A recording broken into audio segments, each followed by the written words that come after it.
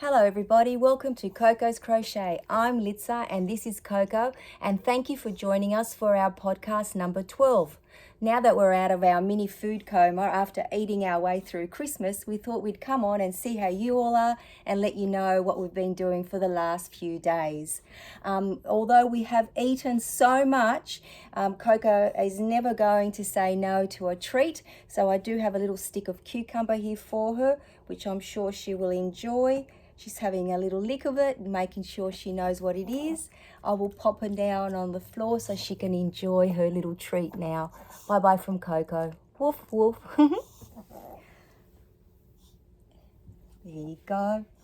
What a good girl she is. She has had so many cuddles the last few days from all the visitors we've had, and she has enjoyed Christmas, I believe, just as much as the rest of us. She did get a few little treats along the way and a few little gifts, so she's had a wonderful time, and we certainly have. As I said, we've eaten way too much. We've still got a few leftovers, so we're still eating our way, because there's no way I'll throw out such wonderful food. The company has been amazing. The laughs have been great. There was a little bit of drinking along the way, but nothing to worry about.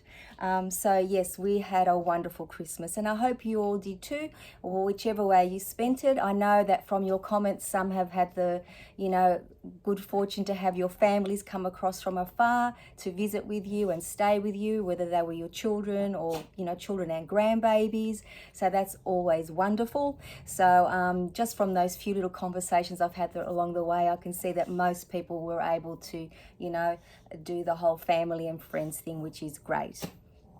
I do know also that some people were working, so eventually they would have caught up with their loved ones, so that's all that matters. But now we're, pretty much done with Christmas, so I'll give you a little wrap up of what we did very quickly and what I've finished, a couple of little crochet projects as well, which has been a lot of fun. Now, before we go any further, I just want to share our Christmas tree with you. This year, every ornament was crocheted. I didn't do any fancy amigurumi ones because, as we know, I'm still working on my skills there, but I did manage to get a few little things on there. Some of you may have seen our story, and now it's saved in our highlights on our Instagram page, Coco's Crochet, but I was very, very happy with the way it turned out. And I hope you can see that, with all the light, but every single item was crocheted. Many are stars. There are some Christmas stockings, some angels on there as well, and just a few other little pieces, which I'm so happy with. And I will definitely, there's the Christmas stocking there, and there's a Christmas tree down the bottom and some stars, of course. I don't know if you all remember, I had about 120 stars to start off at the beginning of this Christmas season a couple of months ago, and I'm down to only a handful. So I've managed to give them all away, and it's been amazing. So many people have, loved receiving them as little tags on, gift tags on the little party bags and what have you. So, it's been wonderful being able to have them, to use them very quickly, just to add them, onto the bags instead of putting other tags on there. So those stars certainly did came in very handy. And some of you may have heard me talking about me making a Christmas cake after not having made one for quite a few years. And there is a little piece left that I'd love to share with you, just to show you that I am very proud of the result. Sitting on our Rudolph plate. Look at it. It's actually got nuts in it as well, and I decorated it with pecans on top. My partner's brother's wife, she did give me one tip though, which I wasn't familiar with because it's been so long, and maybe I'll just share this with everyone too. Apparently you're meant to bake your fruit cake or Christmas cake and then let it sit for a couple of weeks. I baked it on Wednesday, so it only sat for a few days, but nevertheless everyone enjoyed every mouthful, and I did get accolades as in applause for it. So I was very happy, and I just wanted to come in and share that with you too. So that was part of the baking that I did for Christmas, which I really did enjoy. So thank you for letting me share that. I don't know when the next time will be. I'll make another Christmas cake, hopefully next Christmas, but at least now I know I've done it for a little while, because it is a whole process, let me tell you, but it has been fun. Now, along the way, the last few weeks, I've sent out some Christmas cards, and, I know that I was, waiting to receive some, but because of the way the postal service has been all around the world, I haven't seen many people, I haven't heard of many people receiving mine, nor have I received many. So what I did is I started to email people. So I thought, you know what, that's actually the most effective way to get in touch with people that you don't, don't live locally, and we usually text or see each other. So I thought it was great that, email is an option nowadays for us to all keep in touch with. So thank you to everyone that emailed us, and, I hope that our emails, our correspondence made you happy, just as happy as it did make us as well. But we were lucky enough to receive a couple of cards from, overseas, which is always amazing. So I will show you the cards now. Excuse me while I put my glasses on. The first one is so gorgeous. I just love the thought of spending a white Christmas. Obviously here in Australia it is very, very different. Beautiful nonetheless. We've had beautiful sunshine and warm, hot weather in actual fact. So all of us barbecuing had no issue with the weather. But look how beautiful, the thought of building a snowman, and, it's very romantic in our minds when we haven't lived it. I'm sure that you guys think, oh, wow, we've got to shovel snow and things like that. But when you look at the other side of it, snowball fights and things like that are always something that, we always dream of and imagine. And this beautiful card came from Julie from KS Mum Crochet. So thank you so much, Julie. Really, really appreciated receiving that. It was wonderful. Thank you. And then this other gorgeous card. Oh, it just actually reminds me of my children when they were with my dad, sitting around with him having wonderful moments like this. So this card was so beautiful and heartwarming. It was so nice to receive it. And this one comes from Ella from No Catchy Name Crochet. So thank you so much, Ella. I hope you have all enjoyed your Christmas family time as well. So thank you for that. And then something else which is yarny related. That's why I'll show you a couple of the gifts that I was given. My daughter and her girlfriend know me so well. So now I have another reason to visit Spotlight. So watch this space. I will be revealing whatever the purchase may be when I go. So thank you so much for that, my beautiful girls. And one of my girlfriends at work, Kylie, thank you so much, Kylie. She actually is a quilter, and she made me this beautiful Notions bag. It's just the perfect size to pop into one of your, like one of my little carry bags that I have with all my crochet, keeping everything organized. So thank you so much, Kylie. I really appreciate that. She knows me very well. And the other thing that I got along the way with some of the gifts that I've received were beautiful tea towels. And then I actually bought myself some. And the reason why I'm showing you these is because the plan is, and this one is just very simple, but very, very nice quality. And I absolutely love this one. So it's basically got Santa on it, candy canes, gingerbread houses, and then on top it's got the gingerbread men with the Christmas trees. And this one is absolutely gorgeous. So the top of it is, like it says, Merry Christmas. And then look at this, and mistletoe kisses. Come on, if that's not the cutest thing ever, I don't know what is. And this one is just a beautiful pattern with a holly. Beautiful. And this is very Aussie, very Australian Christmas. As you can see, we have Santa with his sunglasses on. There's barbecuing, there's koalas, there's a shrimp on the Barbie. It's just all happening. And then there's this one as well. I just love this one as well. This one says Merry Christmas.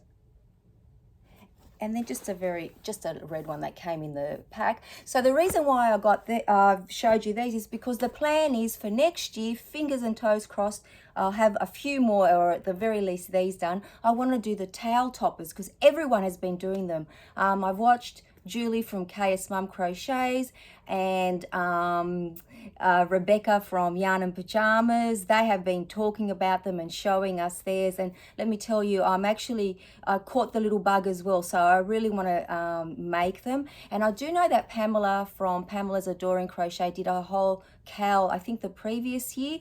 So, you know, every month everybody was making a few. So I might, you know, I will watch that tutorial. So thank you, Pamela, for putting that out. I have no idea what I'll be doing until I watch that, because I've never ever done it before.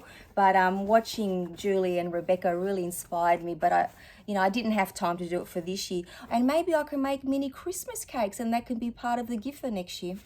I might have to jot that down. So that's, the little gifts that I've got that relate to crochet. So thank you for letting me share those with you. Now, finished items. I'm very, very happy to say that I finished the baby blanket.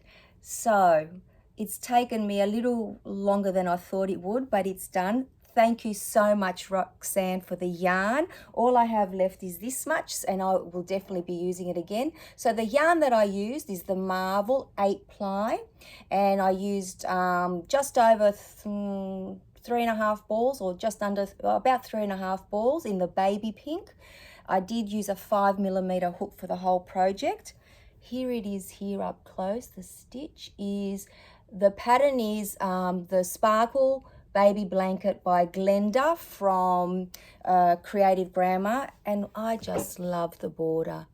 It's 2 rows of half double crochet and a picot stitch, and I think it's come up really nice. I ended up making it 67 rows, so it's pretty much a square. And as I said, it's got the 2 rows, then the border is the 2 rows of the half double crochet and the picot stitch. And I'm so happy that I've finally finished it. Now that I've shown you, I'll be able to wash it and pass it on to my daughter and her girlfriend so they can give to the little baby girl that it's intended for. So well done, finally finished that. I'm so happy with that. And some of you may have seen my last Millens haul, yarn haul a few days ago. If you haven't, please go and watch it. And I was so excited that part of that haul, I managed to get this red yarn. It's a cross between a velour and a chenille. I can't quite decide. I think it's more chenille than velour, but it's absolutely beautiful. And I have 2 little bumblebees that I need to make little lovies for. So I managed to make one for this one. Oh, there it is there. So, so cute. This little hand sticking out. So I did use a 9mm hook to make this little lovey. It's 9 rows, and I adjusted the pattern slightly. Instead of 36 stitches to start off with, I did 24 because of the bulkiness of the yarn. There was no need to have, any more stitches on there. Otherwise it would have just looked, I think, a little bit silly, just way too bulky. So that's finished. I do have another one that I need to make one for. So I only used one of the balls. So that would be about 100 grams of the red. So that gives me enough to make at least another couple if I need, well, at least one more little ladybug. And if I need to, use it for anything else, I have it sitting there. Now the pattern that I used is by Zelda NRJ, and the beauty of this pattern, this design for this lovey, if people aren't familiar with it, and I'll just pop it off so that I can show you the lovey. Let's just pop him up there. What you do is you use just a hairband, an everyday hairband, and then you crochet around it, creating, this beautiful granny square.